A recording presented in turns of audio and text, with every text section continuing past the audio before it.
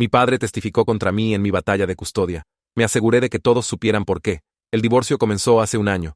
Roberto engañó con su secretaria. Una historia clásica. Tenía pruebas, fotos, mensajes, todo. Debería haber sido simple. Quería custodia compartida de nuestro hijo Diego. Nada más. Roberto quería custodia completa, no porque amara a Diego, sino porque custodia completa significaba sin manutención. Roberto ganaba 200.000 euros al año. Yo ganaba 40.000 como enfermera. Hagan las cuentas. Mi papá, Francisco, había sido solidario al principio. Ese desgraciado no te merece, dijo. Te ayudaré como pueda. Cuidaba a Diego cuando trabajaba de noche. Lo llevaba a citas de terapia. Actuaba como el abuelo perfecto. Entonces algo cambió hace 3 meses. Papá empezó a criticar todo. Los zapatos de Diego se ven gastados, decía en voz alta al recogerlo. ¿Tienes problemas de dinero? ¿O él parece ansioso? ¿Está todo bien en casa? Pequeños comentarios que se sentían mal. El abogado de Roberto presentó la lista de testigos hace 2 meses. El nombre de mi padre estaba ahí del lado de Roberto. Confronté a papá inmediatamente. Es lo mejor, dijo. Roberto puede proveer mejor. Escuelas privadas, fondos universitarios, cosas que no puedes pagar. Soy su madre. Diego me necesita, no las escuelas privadas. Estás siendo egoísta. Piensa en el futuro de Diego. La traición fue devastadora. Mi propio padre testificando contra mí. Mi mamá había muerto hace 5 años. Papá era todo lo que me quedaba. Llegó el día del tribunal. El abogado de Roberto llamó a papá a testificar. Papá se sentó en esa silla y mintió. Dijo que estaba abrumada. Dijo que Diego parecía descuidado. Dijo que me había visto llorar, incapaz de lidiar. Dijo que le había pedido dinero repetidamente. Todas mentiras. La jueza se veía preocupada. Mi abogado trató de controlar daños, pero papá parecía tan sincero, tan preocupado por su nieto, tan reacio a testificar contra su propia hija. Roberto estaba sentado ahí sonriendo maliciosamente. Esa noche, estaba destruida. Papá había efectivamente arruinado mi caso. La jueza ordenó una evaluación de custodia basada en su testimonio. Entonces mi amiga Julia llamó. Oye, pregunta rara. Estaba en el club de campo ayer y escuché a tu papá en el bar. Estaba borracho hablando sobre alguna oportunidad de inversión con Roberto. Mi sangre se heló. ¿Qué dijo exactamente? Algo sobre 50.000 euros una vez que todo estuviera finalizado. Parecía emocionado. Dijo que Roberto prometió ayudarlo con alguna empresa comercial, una vez que obtuviera custodia completa y no tuviera que pagar manutención. Todo tuvo sentido. Papá había estado luchando financieramente desde que mamá murió. Malas inversiones, deudas de juego que pensó que no sabía. Su casa estaba siendo ejecutada, pero lo había ocultado de todos. Roberto sabía. Roberto siempre conocía la debilidad de todos. Contraté un investigador privado esa noche. Caro, pero necesario. En una semana, lo tenía todo. Fotos de papá y Roberto reuniéndose en restaurantes, recibos de bar mostrando que bebían juntos durante meses, y luego, el premio mayor. Una grabación de un bar deportivo donde eran clientes regulares. El cantinero, Antonio, estaba pasando por una batalla de custodia él mismo. Había estado grabando conversaciones para su propia protección cuando atrapó a Roberto y papá. La grabación era clara. Voz de Roberto. 50.000 euros en efectivo una vez que obtenga custodia completa, pero tienes que venderlo. Lágrimas, preocupación, todo el show. Voz de papá. ¿Qué pasa con mi hija? Roberto. ¿Qué pasa con ella? Lo superará. Obtienes tu dinero. Mantengo el mío en lugar de pagar manutención. Todos ganan. Papá. 50.000 euros. Suficiente para salvar mi casa. Roberto. Además, todavía verás al niño. Necesitaré niñera. Se rieron. Realmente se rieron sobre destruirme. La próxima audiencia fue ayer. El abogado de Roberto se levantó confiado. Su señoría, nos gustaría volver a llamar a Francisco Mitchell para discutir preocupaciones adicionales. Papá entró, listo para actuar de nuevo. Fue entonces cuando mi abogado se levantó. Su señoría, antes de que el señor Mitchell testifique, tenemos nueva evidencia sobre su credibilidad. La grabación sonó por los altavoces del tribunal. Cada palabra, cada risa, cada detalle de su trato. La cara de papá pasó de confundida a horrorizada. Roberto saltó. Eso es inadmisible. Grabación ilegal. La jueza miró la declaración jurada del cantinero. En realidad, este establecimiento pone letreros sobre grabaciones de seguridad. Su cliente no tenía expectativa de privacidad. Continúe la grabación. El resto fue aún peor. Roberto hablando sobre ocultar activos. Papá sugiriendo maneras de hacerme ver inestable. Roberto diciendo que Diego era solo un sueldo para él. La jueza detuvo la grabación. Señor Mitchell, ¿es esa su voz? Papá tartamudeó. No es lo que parece. Suena como que perjuró por dinero. Suena como una conspiración para cometer fraude de custodia. Suena como que vendió a su propia hija por 50.000 euros. Se volvió hacia Roberto. Y usted sobornando testigos, ocultando activos, refiriéndose a su hijo como un sueldo. He visto suficiente. El fallo fue inmediato. La voz de la jueza Dean cortó el tribunal silencioso como hielo. Miró directamente a Roberto y mi padre. Su rostro no mostraba emoción excepto control frío. Ordenó un receso inmediato de 15 minutos y les dijo a ambos abogados que necesitaban quedarse en el edificio. Luego llamó al alguacil y le instruyó asegurarse de que Francisco Mitchell y Roberto Harrison no dejaran el tribunal. Me quedé congelada en mi silla. Mis manos agarraron los reposabrazos tan fuerte que mis nudillos se pusieron blancos. La cara de papá cambió de confundida a horrorizada cuando se dio cuenta de que todos en esa sala ahora sabían exactamente lo que había hecho. Su boca se abría y cerraba, pero no salían palabras. Roberto estaba parado cerca de la mesa de su abogado. Su traje caro de repente se veía mal en él, como un disfraz que había pedido prestado. El alguacil se movió para estar cerca de la puerta, su presencia dejando claro que nadie iba a ningún lado. Marina tocó mi brazo y me guió al pasillo durante el receso. Otras personas del tribunal salieron a nuestro alrededor, algunas mirándome con simpatía, otras susurrando entre ellas sobre lo que acababan de escuchar. Marina me llevó a un rincón silencioso y me explicó en voz baja que la jueza Dean casi seguramente referiría esto a la oficina del fiscal del distrito para cargos criminales. Dijo que intimidación de testigos y conspiración para cometer fraude eran crímenes serios. También dijo que la jueza probablemente haría una decisión inmediata de custodia, basada en todo lo que la grabación reveló sobre el carácter de Roberto. Julia apareció junto a nosotras, apretando mi mano fuerte. Miré por el pasillo y vi a Francisco sentado solo en un banco de madera fuera del tribunal. Su abogado había desaparecido, probablemente no queriendo nada que ver con el desastre. Francisco miraba al suelo con los hombros encorvados hacia adelante. Del otro lado del pasillo, Roberto caminaba de un lado a otro cerca de la fuente de agua. Seguía revisando su teléfono y pasándose la mano por el cabello. Su abogado, Eric Yates, estaba contra la pared, luciendo derrotado. Los 15 minutos se sintieron como horas. Un secretario salió y llamó a todos de vuelta al tribunal. Regresamos en fila y tomamos nuestros asientos. La jueza Dean regresó al banco y el alguacil llamó al tribunal al orden. La jueza anunció que estaba refiriendo el asunto a la oficina del fiscal del distrito para investigación de intimidación de testigos, perjurio y conspiración para cometer fraude. Su voz se mantuvo calmada y profesional, pero cada palabra golpeó como un martillo. Dijo que la caracterización de Roberto de su propio hijo como solo un sueldo demostró clara inadecuación para custodia. Declaró que el testimonio de Francisco Mitchell había sido comprado a través de soborno y por lo tanto no tenía valor para determinar qué era mejor para el niño. Francisco se sentó en la mesa de testigos, mirando sus manos. Los dedos de la reportera de la corte se movían rápidamente a través de su máquina, escribiendo cada palabra en el registro permanente. Observé las manos de la reportera y me di cuenta de que esto realmente estaba sucediendo. Todo estaba documentado. Todo era oficial. La jueza Dean se giró para mirarme directamente. Me otorgó custodia física completa de Diego, efectiva inmediatamente. Dijo que Roberto recibiría solo visitación supervisada en una instalación aprobada por la corte pendiente, una evaluación psicológica completa. Ordenó a Roberto pagar manutención calculada en sus ingresos anuales completos de 200.000 euros. También le ordenó pagar todos mis gastos legales dentro de 30 días. Eric Yates se levantó, pero no dijo nada. Miró a Roberto y sacudió ligeramente la cabeza. La cara de Roberto se había puesto pálida. Abrió la boca como si quisiera objetar, pero Yates puso una mano en su brazo. Ambos sabían que la grabación había destruido cualquier posibilidad de discutir. La jueza preguntó si entendía el fallo y logré decir sí. Marina se levantó y agradeció a la corte. La jueza Dean asintió y dijo que la orden escrita sería archivada al final del día hábil mañana. Luego nos despidió. Salí de ese tribunal apenas capaz de procesar lo que acababa de pasar. Mis piernas se sentían temblorosas y el pasillo parecía demasiado brillante. Había ganado todo. Custodia completa, manutención, mis gastos legales cubiertos. Marina me alcanzó y me envolvió en sus brazos en un abrazo apretado. Me dijo que estaba tan orgullosa de cómo había luchado por Diego. Julia apareció a mi otro lado y comenzó a llorar. No lágrimas tristes, sino felices. Seguía diciendo que había terminado, había ganado. Diego estaba a salvo. Me di cuenta de que también estaba llorando, pero se sentía diferente de todo el llanto que había hecho en los últimos meses. Esto no era dolor o miedo, esto era alivio inundando todo mi cuerpo. Había estado conteniendo la respiración por tanto tiempo y finalmente podía respirar de nuevo. Francisco trató de acercarse a mí en el vestíbulo del tribunal. Lo vi venir por el rabillo del ojo e inmediatamente me volteé. Gritó mi nombre una vez, luego otra vez, su voz quebrándose en el segundo intento. Seguí caminando hacia la salida con Julia a mi izquierda y Marina a mi derecha. Me flanquearon como guardaespaldas, su presencia dejando claro que no me iba a detener. Francisco gritó una vez más, pero empujé a través de las pesadas puertas del tribunal hacia la luz del sol afuera. Algunas traiciones cortan demasiado profundo para las palabras. Algunas cosas no se podían arreglar con una disculpa en el vestíbulo de un tribunal. Necesitaba espacio y tiempo y distancia de lo que había hecho. Julia me llevó a la casa de su mamá para recoger a Diego.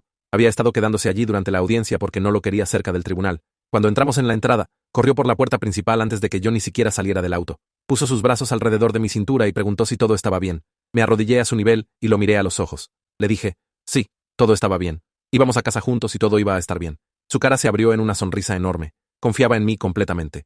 Esa confianza simple, esa fe absoluta de que lo protegería y cuidaría de él, hizo que cada momento horrible de la batalla de custodia valiera la pena. La mamá de Julia me abrazó y dijo que se alegraba de que hubiera resultado bien.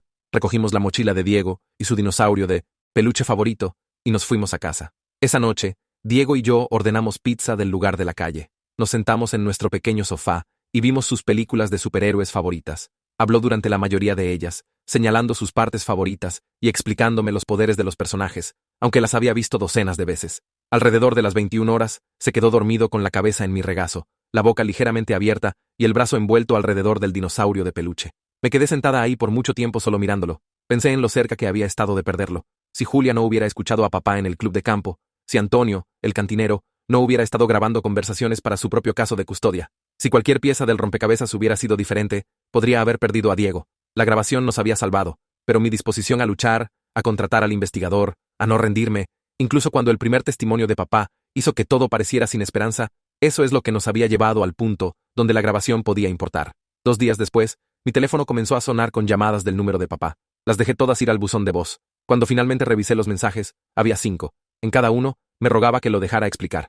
Dijo que había estado desesperado. Dijo que había cometido un error terrible. Dijo que entendía si lo odiaba, pero por favor solo escuchar. Borré cada mensaje antes de que terminara de sonar. No podía escuchar sus excusas todavía. Tal vez algún día, pero no ahora. La herida estaba demasiado fresca y profunda.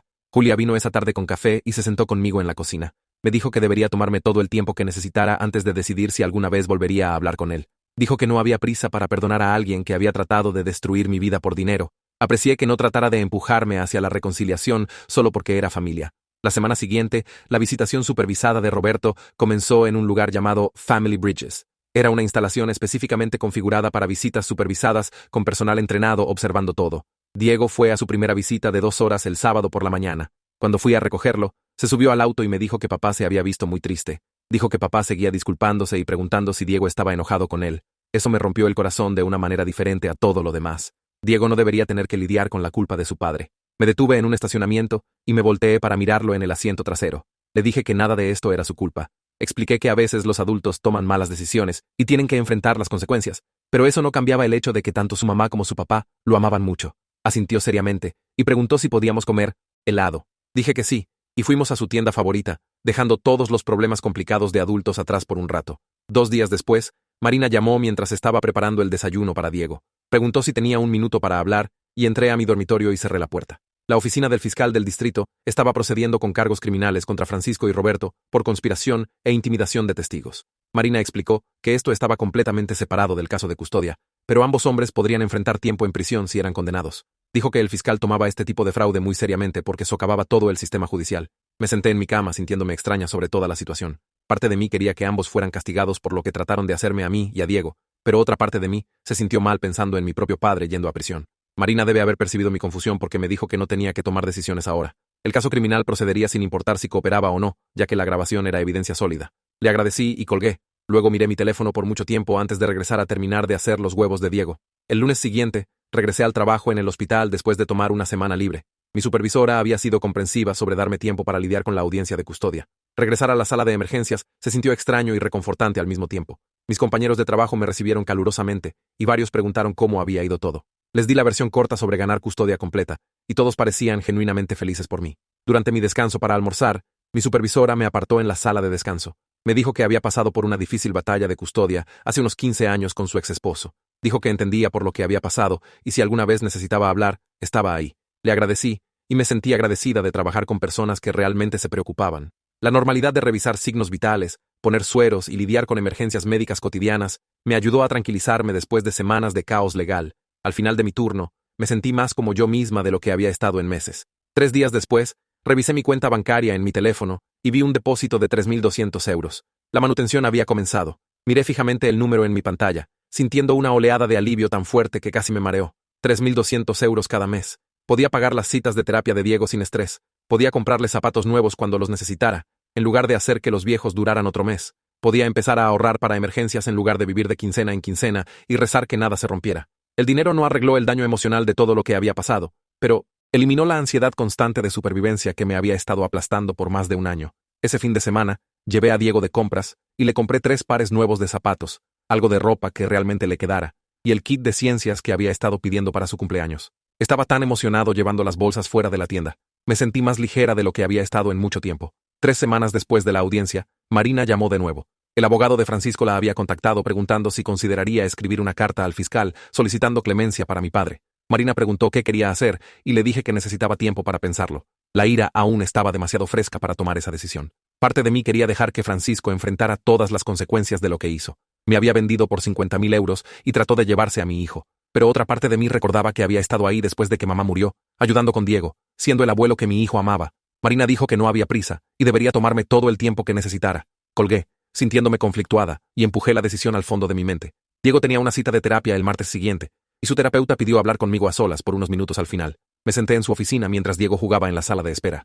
Me dijo que Diego se estaba adaptando muy bien al nuevo arreglo de custodia y no mostraba signos de trauma del proceso judicial. Dijo que mi honestidad con él, manteniendo las cosas apropiadas para su edad pero veraces, lo había ayudado a sentirse seguro a través de todos los cambios. Explicó que los niños pueden manejar situaciones difíciles mucho mejor cuando los adultos en sus vidas son honestos y consistentes. Me sentí agradecida de haber confiado en mis instintos sobre cuánto contarle a Diego, en lugar de tratar de ocultarle todo. La terapeuta dijo que podíamos reducir sus citas a una vez al mes, en lugar de semanalmente. 2 días después, Marina me reenvió los resultados de la evaluación psicológica de Roberto. El evaluador designado por la corte recomendó visitación supervisada continuada y clases de coparentalidad requeridas antes de que se considerara cualquier tiempo no supervisado. El informe notó la tendencia de Roberto a ver a Diego a través de una lente financiera en lugar de como una persona con necesidades emocionales. Dijo que mostró perspicacia limitada sobre cómo sus acciones afectaban a su hijo y necesitaba trabajo significativo en desarrollar empatía y habilidades parentales apropiadas. La jueza Dean ya había emitido una orden requiriendo que Roberto completara 12 semanas de clases de parentalidad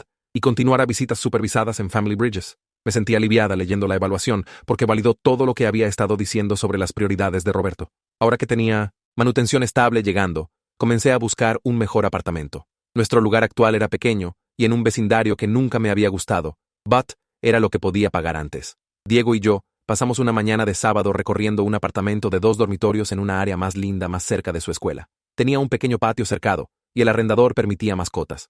Diego se emocionó tanto cuando vio el segundo dormitorio. Corrió midiendo con los brazos extendidos, preguntando si podíamos pintarlo azul y si finalmente podía tener un perro. El arrendador era una mujer mayor que parecía amable y dijo que los inquilinos anteriores habían sido muy tranquilos. Llené la aplicación ahí mismo y me llamó 2 días después para decir que estábamos aprobados. Podíamos mudarnos al principio del mes siguiente. Le dije a Diego las buenas noticias cuando lo recogí de la escuela y literalmente saltó arriba y abajo en el estacionamiento. Julia vino el fin de semana siguiente para ayudarme a empezar a empacar. Trabajamos a través de los gabinetes de mi cocina mientras Diego jugaba en su cuarto. Me dijo que estaba orgullosa de cómo había manejado todo y nunca había renunciado a Diego. Le agradecí por ser la amiga que prestó atención en el club de campo y tomó acción cuando escuchó a Francisco hablar. Sin ella haciendo esa llamada para decirme lo que había escuchado, podría haber perdido todo. Julia dijo que eso es lo que hacen los verdaderos amigos, y nos abrazamos en mi cocina desordenada, rodeadas de cajas medio empacadas. Me ayudó a envolver platos en periódico, y hablamos de cosas normales como su trabajo y el chico que había estado viendo. Se sintió bien tener una conversación que no fuera sobre batallas de custodia en tribunales. Una semana después, recibí una llamada de la mamá de Julia, diciendo que una carta había llegado a mi dirección anterior para mí. Se ofreció a pasarla, y vino esa noche. El sobre tenía la letra de Francisco. Agradecí a la mamá de Julia, y esperé hasta después de que Diego se fuera a dormir para abrirla. La carta tenía 3 páginas, escrita en la escritura cuidadosa de Francisco. Escribió sobre su adicción al juego, y cómo se había descontrolado después de que mamá murió. Explicó su desesperación financiera, y la ejecución hipotecaria de su casa que había ocultado de todos. Describió la vergüenza que sentía por lo que hizo, y dijo que entendía si nunca volvía a hablar con él. No pidió perdón, ni hizo excusas. Solo expuso los hechos de sus fracasos, y tomó total responsabilidad. Lo leí 2 veces. Luego lo puse en el cajón de mi escritorio sin responder. No estaba lista para perdonarlo, o siquiera reconocer su carta. La herida aún estaba demasiado cruda. El día de la mudanza llegó en una mañana soleada de sábado. Varias enfermeras del hospital aparecieron para ayudar a pesar de ser su día libre. Cargamos cajas en un camión prestado, mientras Diego corrió de un lado a otro entre el apartamento viejo y el nuevo. Reclamó su dormitorio inmediatamente y le preguntó a 3 personas diferentes si podíamos pintarlo azul. Todos se rieron y prometieron ayudar a pintar una vez que nos instaláramos. Para el final de la tarde, todas nuestras cosas estaban en el lugar nuevo. Diego se paró en el medio de su dormitorio vacío con los brazos extendidos, hablando sobre dónde iría su cama y dónde pondría sus juguetes. El nuevo comienzo se sintió simbólico de dejar atrás la pesadilla de la batalla de custodia. Ordené pizza para todos los que ayudaron y nos sentamos en el suelo de mi sala comiendo y hablando. Diego se durmió esa noche en su nuevo cuarto, en un colchón de aire rodeado de cajas sin desempacar. Me paré en su puerta mirándolo dormir y sentí algo cambiar dentro de mí.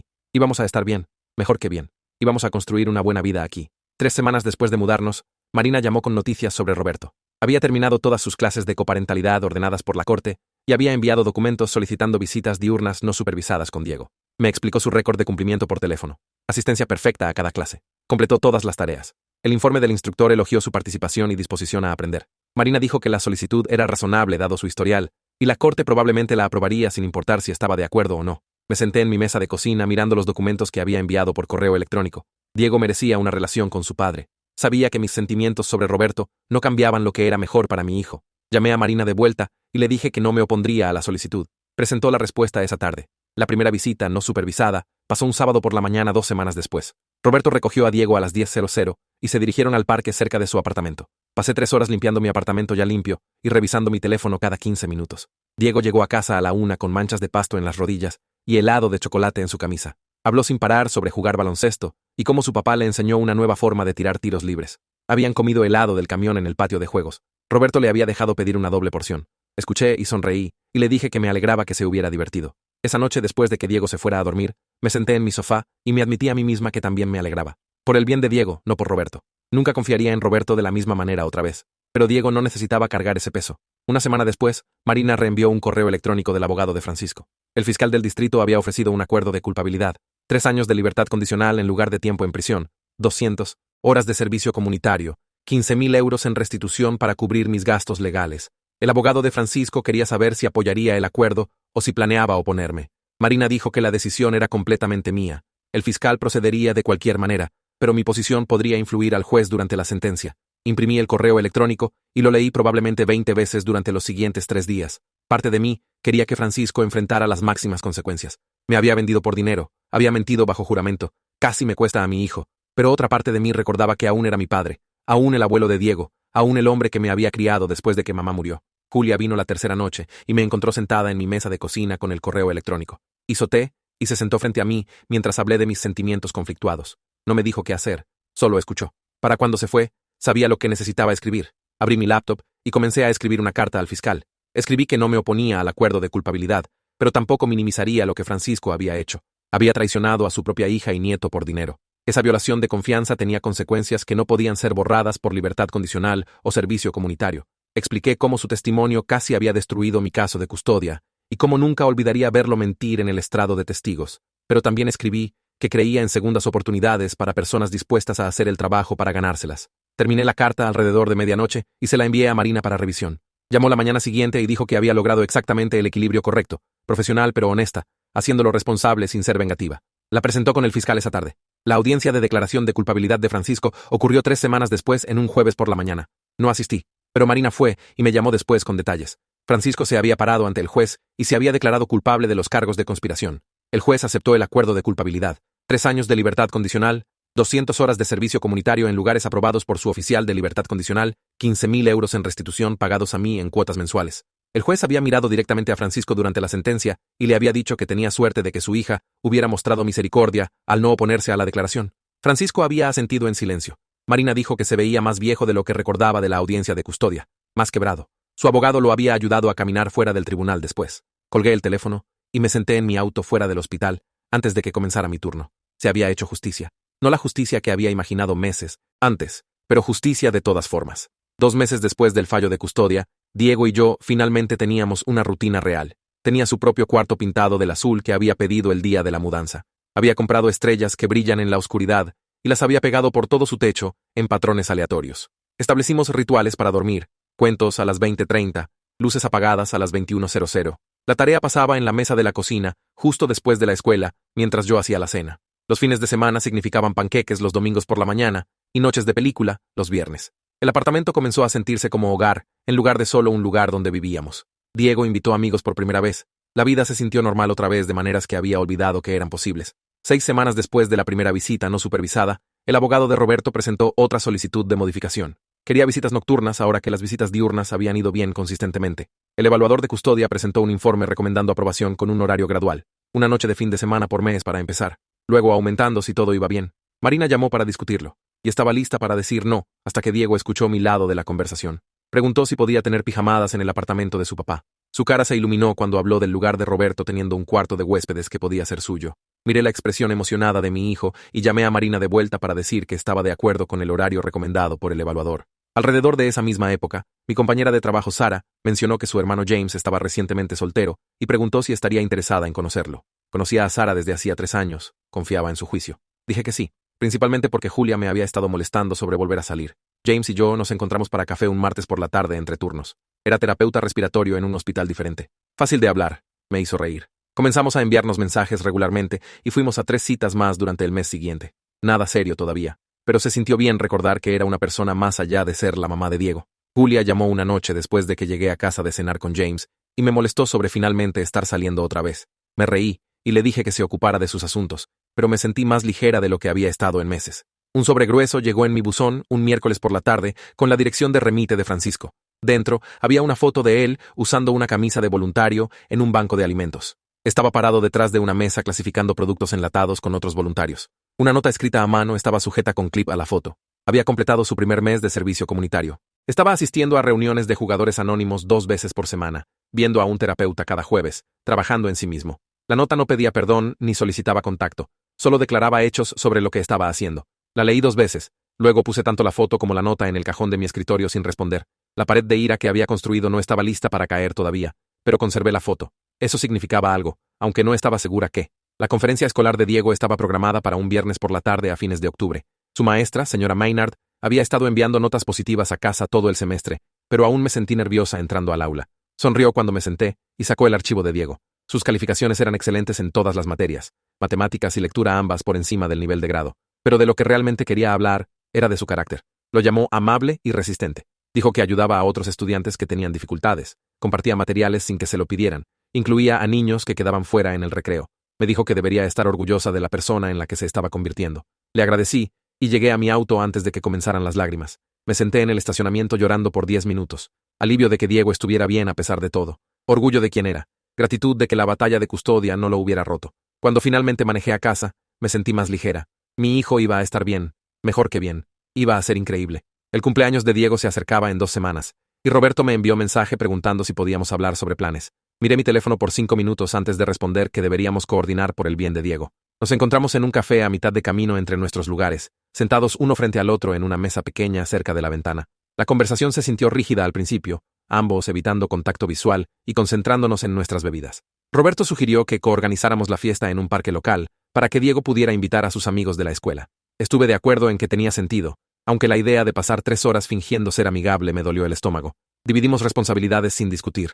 Roberto se haría cargo de decoraciones y yo haría el pastel y la comida. Preguntó qué quería Diego de regalos, y le conté sobre el kit de ciencias del que Diego había estado hablando durante meses. Roberto lo anotó en su teléfono y dijo que conseguiría algo diferente para que Diego tuviera variedad. Toda la reunión duró 40 minutos, y logramos mantenernos educados todo el tiempo, lo cual se sintió como una pequeña victoria. La fiesta de cumpleaños ocurrió un sábado por la tarde con cielos azules claros y clima cálido. Roberto llegó temprano para ayudar a montar mesas y colgar serpentinas de los postes del pabellón. Trabajamos en lados opuestos del espacio, ocasionalmente pasándonos uno al otro con asentimientos incómodos. 12 niños de la clase de Diego aparecieron junto con Julia y algunos otros padres amigos. Diego corrió jugando a la mancha con sus amigos, su cara brillante de emoción. Roberto y yo nos paramos cerca de la mesa de comida, haciendo pequeña charla con otros padres, actuando como si fuéramos copadres amigables en lugar de 2 personas que apenas se confiaban entre sí. Cuando llegó el momento del pastel, Diego se sentó en la cabecera de la mesa, rodeado de sus amigos mientras cantábamos feliz cumpleaños. Cerró los ojos fuerte, pidiendo un deseo antes de soplar las 8 velas de una vez. Su sonrisa era enorme y genuina, del tipo que hizo que todo lo demás se desvaneciera por un momento. Julia vino a mi lado mientras los niños comían pastel y dijo que estaba manejando todo con verdadera gracia. Sentí una oleada de orgullo sabiendo que había elegido la felicidad de Diego sobre mi propia ira e incomodidad. Un sobre blanco apareció en mi buzón 3 días después con la dirección de remite de Francisco en la esquina. Dentro había un cheque por 3.000 euros hecho a mi nombre con escritura ordenada. Una nota doblada estaba metida detrás del cheque, explicando que había vendido sus palos de golf, su vieja colección de discos y algunos muebles para hacer este primer pago de restitución antes de tiempo. La nota era corta y factual, sin solicitud de perdón o contacto.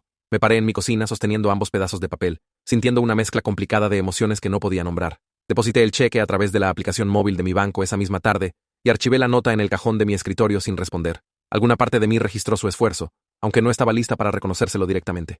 Mi supervisora me llamó a su oficina un martes por la mañana y pasé la caminata por el pasillo preguntándome qué había hecho mal. Sonrió cuando me senté y me dijo que el hospital me estaba promoviendo a una posición de enfermera senior con un pequeño aumento y mejores horarios diurnos. Dijo que había mostrado fuerza y profesionalismo notables durante un tiempo personal difícil, y toda la unidad lo había notado. El reconocimiento me golpeó más fuerte de lo esperado, haciendo que mis ojos ardieran con lágrimas que tuve que parpadear. Después de meses de sentir que mi vida se estaba desmoronando completamente, alguien me estaba diciendo que había manejado las cosas bien. Le agradecí y caminé de vuelta a la estación de enfermeras sintiéndome más ligera, como tal vez estaba haciendo lo mejor de lo que pensaba. Diego estaba coloreando en la mesa de la cocina esa noche cuando levantó la vista y preguntó si el abuelo Francisco podía venir al evento del Día de los Abuelos de su escuela en 2 semanas. La pregunta me tomó, completamente desprevenida, y sentí que mi pecho se tensaba. Le pregunté por qué quería que Francisco estuviera ahí, y dijo que extrañaba a su abuelo y quería mostrarle su proyecto de ciencias. Su cara estaba abierta y esperanzada, de una manera que hizo que mi corazón doliera. Le dije que necesitaba pensarlo y hablar con su terapeuta primero, lo cual hizo que sus hombros se hundieran un poco. Regresó a colorear sin discutir, pero pude ver la decepción en cuán fuerte presionaba los crayones contra el papel. Mencioné a Francisco en la siguiente cita de terapia de Diego, mientras Diego estaba en la sala de espera. Su terapeuta escuchó cuidadosamente mientras expliqué la situación y la solicitud de Diego. Dijo que el contacto supervisado con Francisco podría ser saludable para Diego si me sentía cómoda con ello y establecía límites claros. Enfatizó múltiples veces que esta era completamente mi decisión y no debería sentirme presionada por nadie, incluyendo a Diego. Pasé los siguientes varios días pensando en ello constantemente, pesando las necesidades de Diego contra mi propio dolor e ira. Cada vez que empezaba a decir no, me imaginaba la cara decepcionada de Diego en la mesa de la cocina. Finalmente llamé a Francisco un domingo por la tarde, mis manos temblando mientras marcaba su número. Le dije que podía venir al Día de los Abuelos, pero necesitábamos encontrarnos primero y hablar. Estuvo de acuerdo inmediatamente, su voz áspera de emoción. Nos encontramos en el mismo café donde Roberto y yo habíamos coordinado la fiesta de cumpleaños, sentados en una mesa diferente cerca del fondo. Francisco se veía más delgado y mayor de lo que recordaba, con círculos oscuros bajo los ojos. Se disculpó con lágrimas corriendo por su cara, tomando total responsabilidad por todo sin hacer excusas o tratar de justificar lo que había hecho. Dijo que entendía si nunca lo perdonaba, y solo quería la oportunidad de ser parte de la vida de Diego otra vez. Me senté ahí escuchando, sintiendo mi ira luchar con el recuerdo de él, siendo mi papá, antes de que todo saliera mal. Le dije que no estaba lista para perdonarlo, pero lo dejaría venir al evento escolar por el bien de Diego. Me agradeció 3 veces antes de irnos. El Día de los Abuelos llegó un viernes por la mañana, y tomé tiempo libre del trabajo para estar ahí. Francisco apareció 10 minutos temprano, parado en el estacionamiento de la escuela, viéndose nervioso en pantalones caqui y camisa abotonada. Llevaba un regalo envuelto bajo el brazo que resultó ser un libro sobre espacio y planetas. Diego lo vio a través de la ventana del aula y corrió afuera para encontrarlo, echando sus brazos alrededor de la cintura de Francisco en un abrazo apretado. La cara de Francisco se desplomó de emoción mientras abrazaba a Diego de vuelta, una mano en la cabeza de Diego. Diego agarró la mano de Francisco y lo arrastró adentro para mostrar su proyecto de ciencias, sobre volcanes, hablando a 1000 por minuto sobre cómo había construido el modelo él mismo. Los seguí desde atrás, observando desde cerca de la puerta, mientras Diego presentaba a Francisco a su maestra y le mostraba el aula. Mis sentimientos estaban enredados y complicados, pero ver a Diego tan feliz hizo que se sintiera como la decisión correcta. Después de que terminó el evento escolar, Francisco caminó con nosotros al estacionamiento, donde Diego corrió adelante a mi auto. Francisco preguntó silenciosamente si podía tener visitas supervisadas ocasionales con Diego, tal vez una vez al mes en mi apartamento donde yo estaría presente todo el tiempo. Miré su cara esperanzada y nerviosa, y sentí el peso de la decisión. Le dije que sí a visitas mensuales en mi lugar conmigo ahí, dejando muy claro que esto era para el beneficio de Diego, y no significaba que lo había perdonado. Francisco asintió rápidamente, aceptando los términos sin discusión. Me agradeció, y dijo que no me decepcionaría esta vez. Me alejé viéndolo saludar a Diego en mi espejo retrovisor. James y yo habíamos estado saliendo durante 3 meses, cuando decidí que era hora de que conociera a Diego. Planeamos un almuerzo casual en un restaurante familiar un sábado cuando Diego estaba conmigo. Estuve nerviosa toda la mañana, cambiándome la camisa 2 veces y dándole a Diego una charla sobre ser educado. James llegó justo a tiempo, trayendo a Diego una pequeña figura de acción como regalo rompehielos. Se llevaron bien inmediatamente, hablando sobre películas de superhéroes y debatiendo qué personaje ganaría en diferentes peleas. Diego explicó toda la trama de su película favorita mientras James escuchaba con interés genuino, haciendo preguntas que hicieron que Diego se iluminara.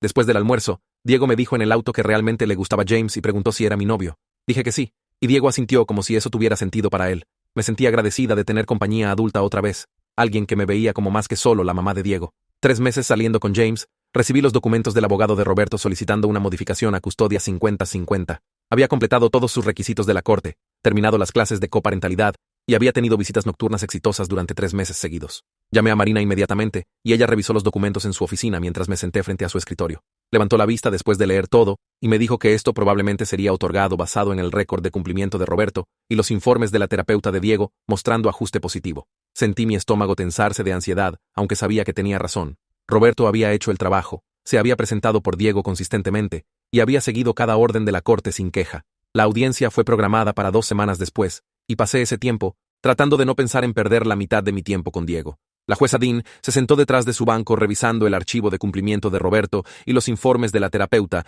mientras ambos abogados esperaban de pie. Pidió a la terapeuta de Diego que resumiera sus observaciones, y la terapeuta explicó que Diego se había ajustado bien a las visitas nocturnas y reportaba sentirse seguro y cuidado en ambos hogares. La jueza asintió y revisó los certificados de finalización de Roberto de sus clases. Me miró y dijo que entendía que esto era difícil, pero la evidencia mostró que Roberto había hecho cambios significativos en su enfoque de paternidad. Otorgó una transición gradual a custodia igual durante los próximos 2 meses, comenzando con 3 noches por semana y pasando a semanas alternadas después de 60 días. Me sentí decepcionada sentada ahí, pero entendí que el fallo era justo basado en todo lo que Roberto había demostrado. Diego pasaría semanas alternadas con cada padre comenzando en 2 meses, y tenía que aceptar eso. Enfoqué toda mi energía en hacer que el tiempo de Diego en mi casa fuera lo más estable y amoroso posible. Creamos tradiciones especiales solo para nosotros, como noches de película los viernes, donde él escogía cualquier película que quisiera, y hacíamos palomitas juntos. Las mañanas de domingo se volvieron tiempo de panqueques donde Diego me ayudaba a mezclar la masa y voltearlos él mismo. James comenzó a unirse ocasionalmente a estas tradiciones y nosotros tres desarrollamos un ritmo cómodo juntos. Diego le mostraría a James sus dibujos más recientes o hablaría sobre proyectos escolares, y James escuchaba con interés genuino. Los observé interactuar y me sentí agradecida de tener a alguien en mi vida que se preocupaba por ambos. La casa se sintió más cálida con James ahí, y Diego parecía feliz teniendo otro adulto que le prestaba atención. Las visitas mensuales de Francisco con Diego se volvieron rutina y noté cambios reales en mi padre durante esos meses. Se presentaba sobrio cada vez, nunca oliendo a alcohol o actuando extraño. Diego me dijo que el abuelo Francisco hablaba sobre ir a reuniones y ver a un terapeuta para trabajar en sus problemas. Le pregunté a Francisco sobre ello durante una recogida y confirmó que estaba asistiendo a terapia 2 veces por semana y haciendo voluntariado en el banco de alimentos los fines de semana. Nuestra conversación se mantuvo superficial y educada, pero pude ver que genuinamente estaba tratando de cambiar su vida. No estaba lista para reconciliación completa o conversaciones profundas sobre lo que había pasado, pero reconocí su esfuerzo. Francisco nunca presionó por más de lo que ofrecía, y parecía agradecido de solo ver a Diego una vez al mes. La transición a custodia 50-50 comenzó, y Diego se ajustó mejor de lo que había esperado. Roberto había establecido un verdadero dormitorio para él con muebles, nuevos y pósters de los superhéroes favoritos de Diego en las paredes.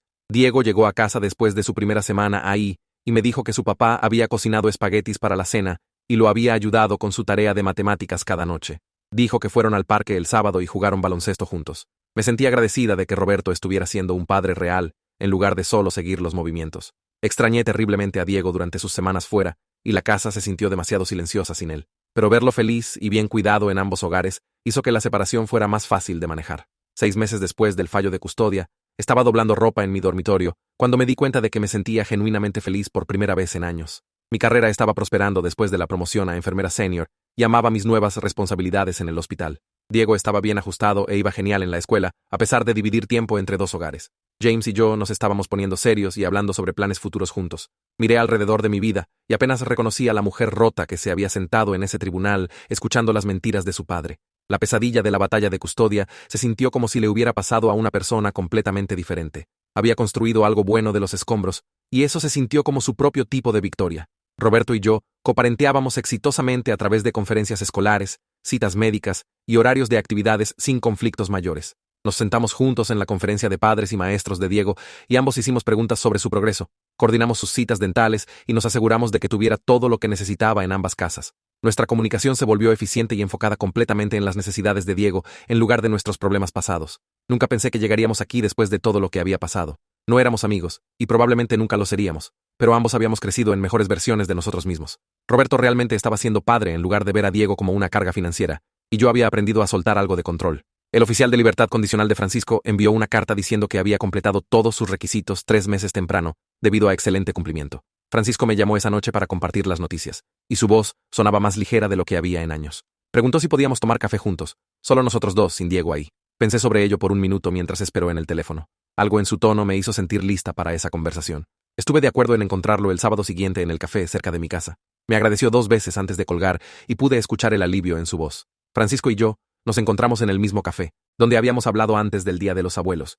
Ya estaba sentado en una mesa de esquina cuando llegué y se levantó cuando me vio. Había perdido peso y se veía más saludable de lo que recordaba haberlo visto en años. Su cara tenía más color y sus ojos estaban más claros. Ordenamos café y nos sentamos uno frente al otro. Francisco habló con humildad genuina sobre su viaje de recuperación, asistiendo a reuniones regularmente y trabajando a través de su adicción al juego con su terapeuta. Habló sobre hacer voluntariado en el banco de alimentos y cómo ayudar a otros había cambiado su perspectiva sobre sus propios problemas. Lo escuché describir el trabajo que había hecho y me sentí orgullosa de sus cambios, aunque el dolor aún estaba ahí. Le dije que estaba orgullosa de cuán lejos había llegado, pero la confianza que había roto tomaría años reconstruir. Asintió y dijo que entendía completamente. Solo quería la oportunidad de tratar de probarse a sí mismo con el tiempo. James y yo celebramos nuestro aniversario de 6 meses con una linda cena en un restaurante italiano, mientras Diego estaba en casa de Roberto por la semana. Nos sentamos en una mesa junto a la ventana y hablamos sobre cuánto había cambiado desde que nos conocimos.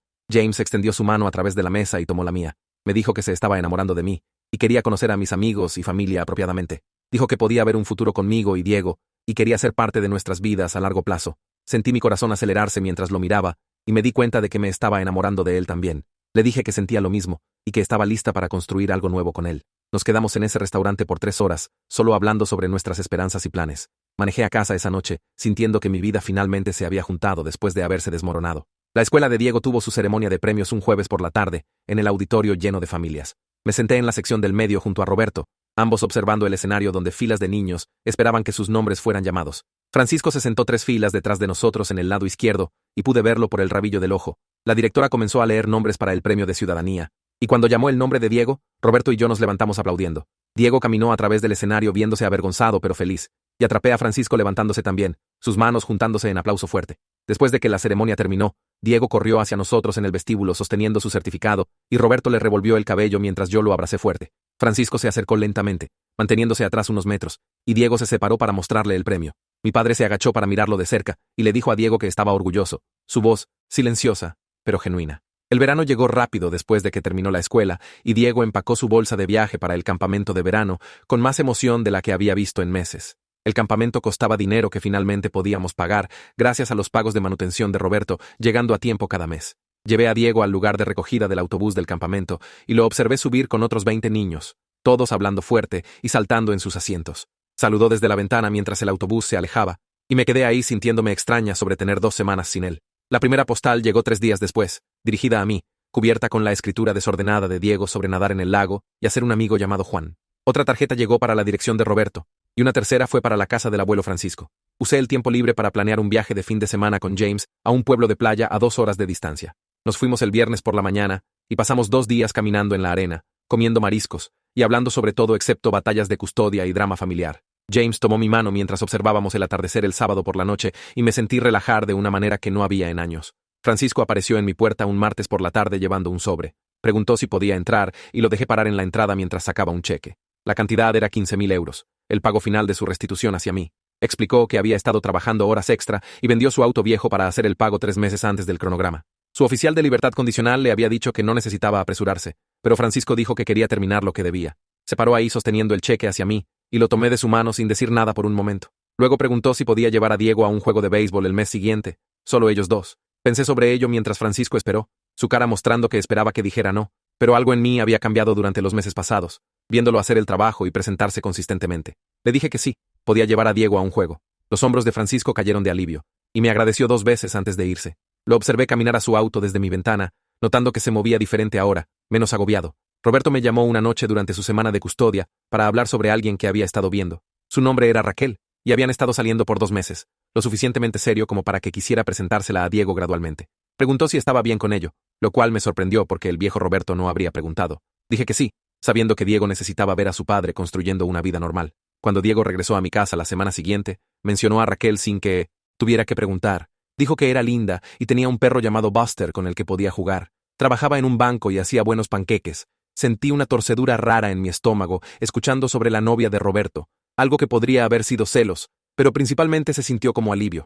Roberto estaba siguiendo adelante y construyendo algo nuevo, lo cual significaba que era menos probable que nos arrastrara de vuelta al drama de la corte. Diego parecía feliz sobre Raquel, y eso importaba más que mis sentimientos complicados. La boda de Julia ocurrió un sábado en junio, en un lugar de jardín cubierto de flores blancas. Usé un vestido azul, y James usó un traje, y nos sentamos juntos durante la ceremonia viendo a Julia casarse con su pareja de 3 años. La recepción comenzó con cena y baile, y a mitad de la noche, Julia tomó el micrófono para brindis. Agradeció a sus padres y su nueva esposa, y luego me miró directamente. Dijo que era la persona más fuerte que conocía, alguien que luchó por lo que importaba, y nunca se rindió. Incluso cuando su propia familia se volvió contra ella, la habitación se quedó silenciosa, y la gente se volteó para mirarme, y sentí mi cara calentarse. Julia levantó su copa, y dijo que se sentía honrada de llamarme su mejor amiga. James apretó mi mano bajo la mesa mientras todos aplaudían. Más tarde esa noche, sentada en el auto de James en el estacionamiento, pensé sobre la mujer que había sido en ese tribunal hace un año. Esa versión de mí estaba destruida, segura de que había perdido todo. Había sobrevivido a algo que debería haberme roto completamente, y de alguna manera había salido más fuerte del otro lado. El viaje había sido brutal e injusto, pero aún estaba de pie. Diego y yo nos sentamos en el sofá una noche comiendo helado y viendo una película cuando dijo algo que me hizo parar a media cucharada. Me dijo que se alegraba de que tuviéramos 2 casas ahora porque podía ver a ambos padres y todos parecían más felices. Puse mi cuchara y lo miré. Este niño que había pasado por el divorcio de sus padres y una batalla de custodia y todo el drama de adultos del que tratamos de protegerlo. Dijo que al principio tenía miedo de ir y venir, pero ahora le gustaba tener 2 cuartos y 2 juegos de juguetes. Además, su papá ya no estaba tan estresado y yo sonreía más. Su manera simple de ver las cosas me hizo darme cuenta de que tenía razón. El arreglo de custodia que me había aterrorizado, contra el que había luchado con todo lo que tenía, había creado mejores relaciones por todos lados. Roberto y yo éramos mejores copadres de lo que habíamos sido como pareja casada. Diego tenía tiempo de calidad con cada uno de nosotros, en lugar de vivir en una casa llena de tensión y resentimiento. Incluso la traición de Francisco había forzado cambios que llevaron a sanación. Abracé a Diego y le dije que también me alegraba. Y lo decía en serio. La same marca de un año después de la batalla de custodia pasó sin que realmente me diera cuenta hasta que revisé mi calendario. 12 meses desde que esa grabación se reprodujo en el tribunal y cambió todo. Me senté en mi mesa de cocina, mirando dónde había llegado mi vida, y apenas la reconocí comparada con hace un año. El trabajo me había ascendido a una posición senior con mejor pago y un horario que me permitía asistir a los eventos escolares de Diego. Mi relación con James había crecido en algo sólido y real, construido sobre él viéndome en mi peor momento absoluto y eligiendo quedarse. Diego estaba prosperando con buenas calificaciones, amigos cercanos y una terapeuta que dijo que era uno de los niños más saludables de familia divorciada con los que había trabajado. Incluso mi relación con Francisco había sanado lentamente en algo cauteloso pero genuino. Se presentaba consistentemente para Diego, pagó su restitución temprano, asistía a sus reuniones y hacía voluntariado en el banco de alimentos cada semana. No estábamos de vuelta donde habíamos estado antes de su traición, y tal vez nunca lo estaríamos, pero habíamos construido algo nuevo que se sentía más honesto. La planificación del Día de Acción de Gracias comenzó en octubre cuando Roberto y yo nos sentamos para resolver el horario de custodia de feriados. Decidimos dividir el día con Diego pasando la mañana y almuerzo en mi casa, y la noche en el lugar de Roberto. Roberto bromeó sobre cuán lejos habíamos llegado del desastre del tribunal, y realmente me reí. Estábamos sentados en un café como dos padres divorciados normales, resolviendo logística, sin abogados, o jueces, o grabaciones. Nunca pensé que estaría agradecida por algo que Roberto hizo, pero su conspiración siendo expuesta resultó ser lo mejor que podría haber pasado. Nos forzó a ambos a convertirnos en mejores versiones de nosotros mismos. Roberto tuvo que enfrentar lo que había hecho y trabajar para recuperar credibilidad como padre. Yo tuve que soltar el control y confiar en el sistema. La planificación de Navidad fue aún más suave con nosotros alternando años para la mañana de Navidad y compartiendo Nochebuena. Nos enviamos mensajes de texto sobre regalos para evitar duplicados, y Roberto pidió mi opinión sobre lo que quería Diego. Se sintió extraño y normal al mismo tiempo. La víspera de Año Nuevo llegó, y James me llevó a un lindo restaurante en el centro con vista de la ciudad. Cenamos y bebimos vino, y a las 23:30 sugirió que saliéramos a ver fuegos artificiales. Nos paramos en la terraza del restaurante envueltos en abrigos, y cuando comenzó la cuenta regresiva, James se volteó para mirarme. Sacó una pequeña caja de su bolsillo y la abrió antes de que pudiera procesar lo que estaba pasando. El anillo atrapó la luz del edificio detrás de nosotros, y James me pidió que me casara con él. Dijo que estaba listo para construir un futuro con alguien que lo había dejado verla en su peor momento y lo amaba de todas formas. Dije que sí sin dudar, sabiendo que estaba lista para esto. Diego estaba en casa de Roberto por el feriado, y lo llamé justo después de medianoche para contarle las noticias. Gritó de emoción y preguntó si podía estar en la boda. Le dije que por supuesto que podía, y comenzó a planear qué traje quería usar. Todo por lo que había luchado en esa batalla de custodia. Mi hijo y mi estabilidad y mi felicidad, finalmente estaba seguro de maneras que nunca había imaginado posibles. Francisco vino a nuestra fiesta de compromiso en febrero, celebrada en la casa de Julia con amigos cercanos y familia. Se quedó cerca de los bordes de la habitación al principio, hablando con personas que conocía, pero manteniendo distancia de mí. A mitad de la fiesta, se acercó y preguntó si podíamos hablar en privado. Entramos a la cocina de Julia lejos del ruido, y Francisco me dijo que estaba orgulloso de la vida que había construido a pesar de su traición. Dijo, verme sobrevivir y prosperar le había enseñado más sobre fuerza que cualquier otra cosa en su vida. Miré a mi padre, este hombre que me había vendido por 50.000 euros y casi me había costado a mi hijo, y me di cuenta de que la ira que me había consumido por tanto tiempo había cambiado en algo diferente. Entendía ahora que las personas podían cambiar si hacían el trabajo real, no solo hablaban sobre ello. Francisco había pasado un año probándose a sí mismo a través de acciones en lugar de palabras.